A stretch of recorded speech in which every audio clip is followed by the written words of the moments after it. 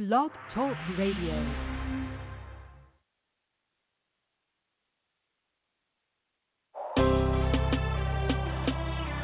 I don't know about you, but I need Jesus. Yeah. Oh, this is Daniel Israel. Whoa, it's your boy Bello. Check. I grew up, I really had to get it together. True music. Seemed like it took me forever, but I had to figure out that it's only one way to go. Jesus Christ is the way, the way, the way, the way, the way, the way, the way. Jesus Christ is the way, the way, the way, the way, the way, the way, the way. I want to start it out with an open hand. I'm a broken man. I'm feeling empty cause my life is like an empty can. But Jesus Christ came and gave men hope again. Each and every situation that I feel broken in.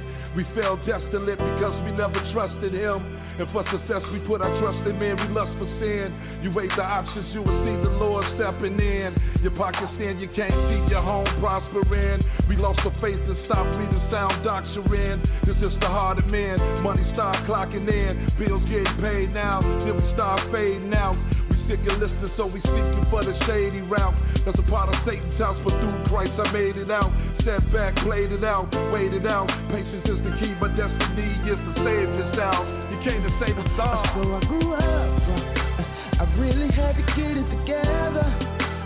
Seemed like it took me forever, but I had to figure out that it's only one way to go. Jesus Christ is the way, the way, the way, the way, the way, the way, the way. Jesus Christ is the way, the way, the way, the way, the way, the way, the way.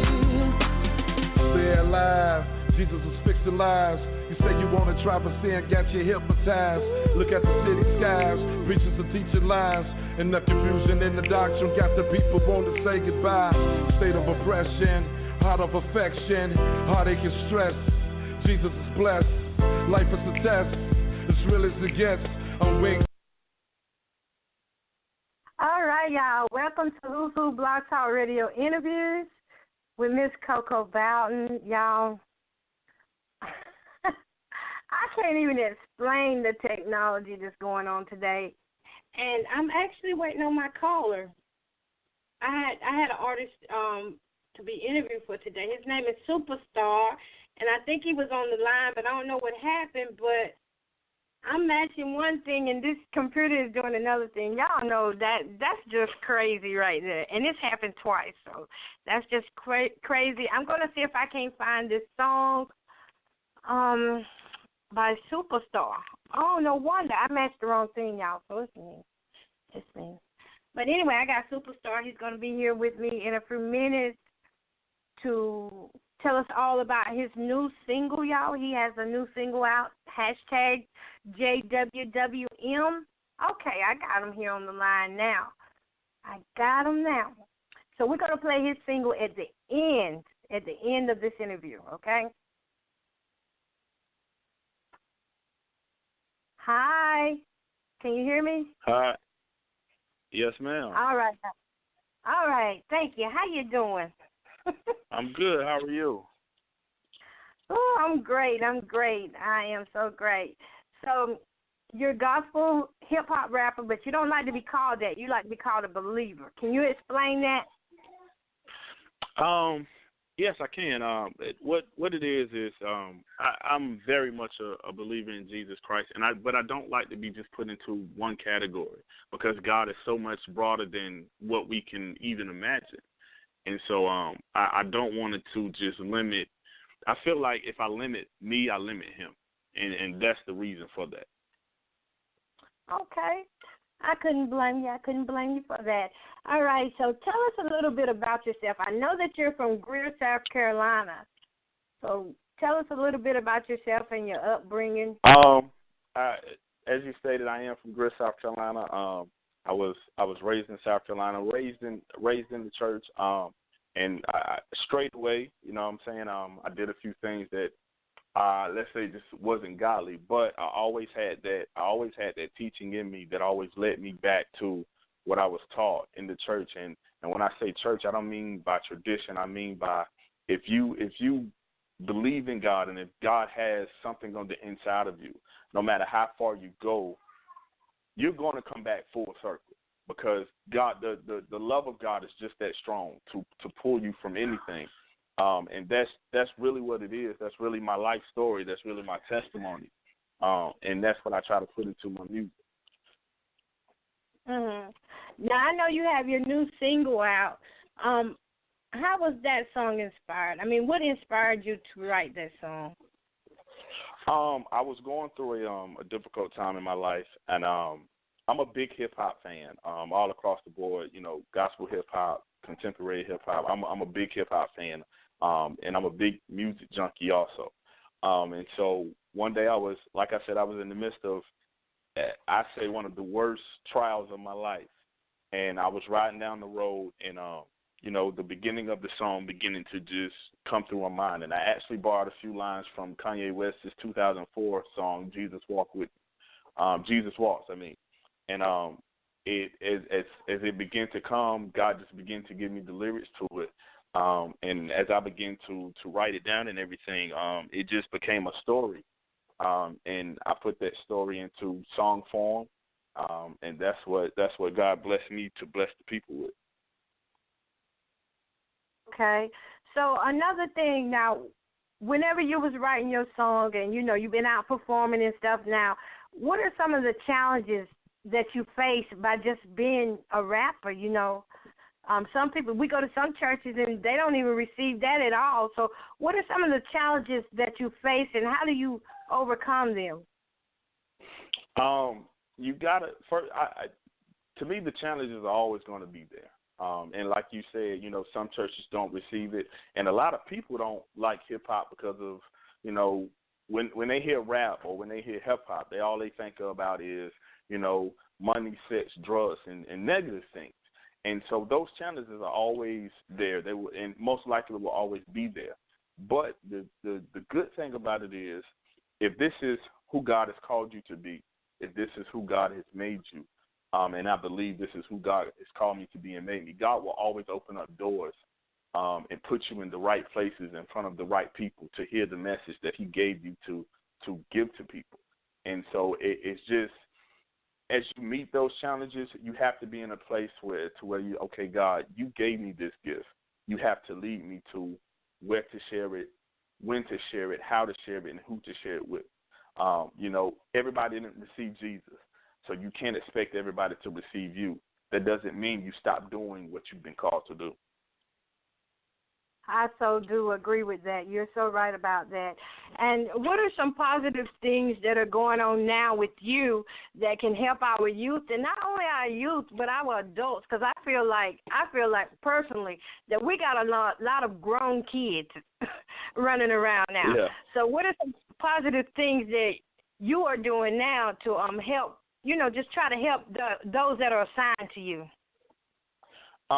Well, one of the things that I'm involved in is called we're based out of Greenville, South Carolina. It's called Freedom Fighters Upstate, and what it does is we're very active in the community with helping the homeless, giving back to the community and things like that.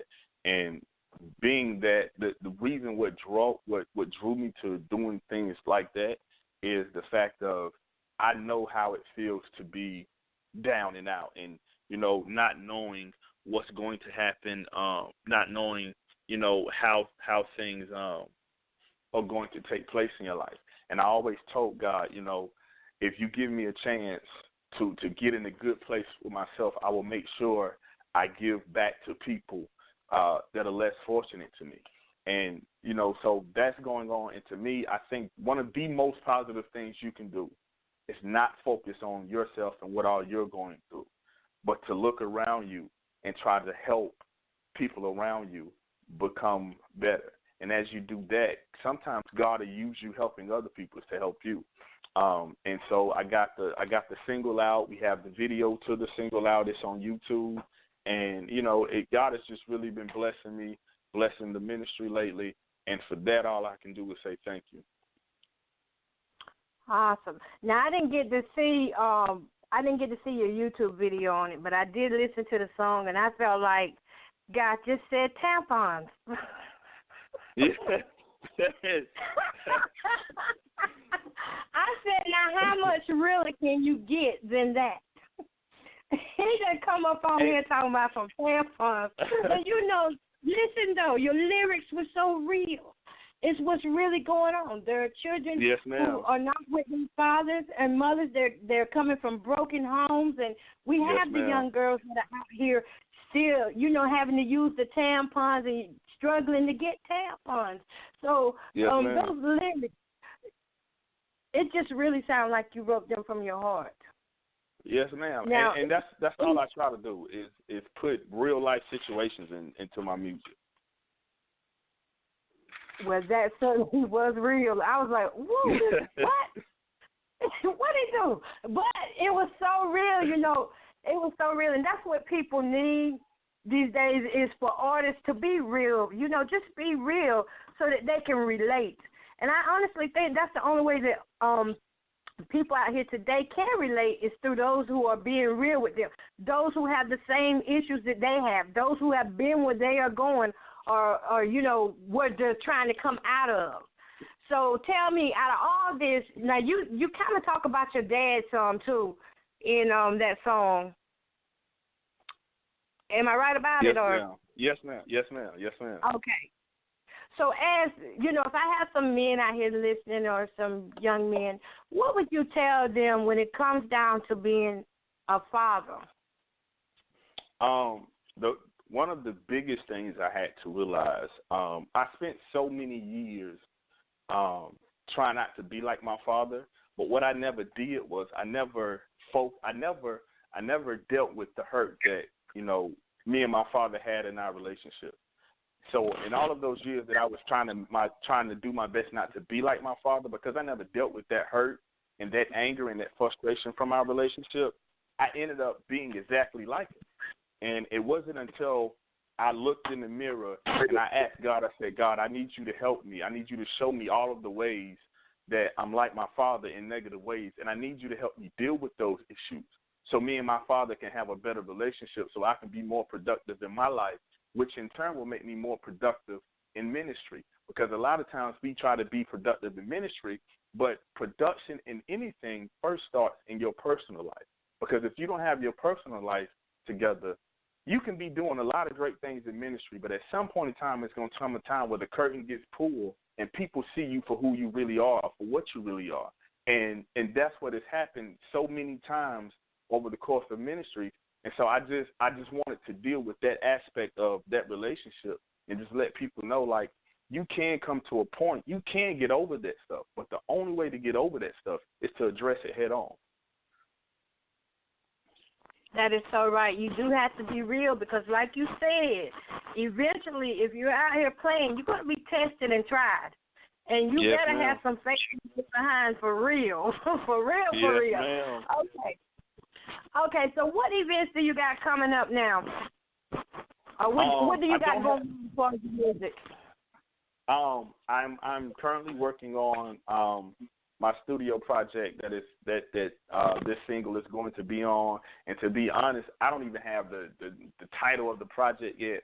I'm just patiently working and seeking direction from God for which direction He wants me to go into. But I do have my old project still out. It's called CM2, Between the Church and the Streets. It's on Google Play. It's on iTunes. It's on Amazon. Basically, almost every online music store, it's out there.